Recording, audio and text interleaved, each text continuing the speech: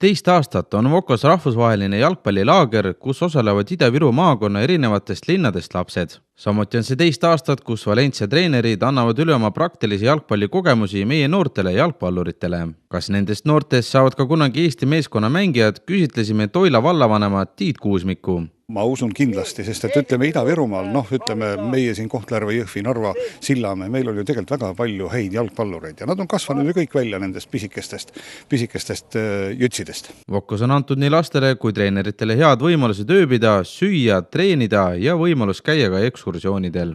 Järve jalgpalliklubi juhatuse liige ja ühtlasi laagri peakorraldaja Marko Kristal oli vesteldes meiega väga optimistlik, väites, et keegi kedagi otsimas ei käi. Küsimus ei ole selles, et nad kedagi otsiksid. Küsimus on selles, et lihtsalt anda.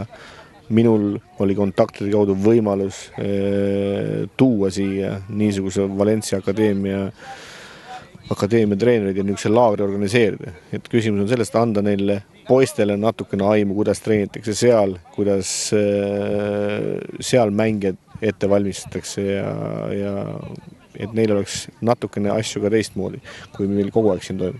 Nii nagu eelneval aastal sõidavad kõige andekamad ka sellel aastal Hispaaniasse, et täiendada kogemusi maailmaässade seas.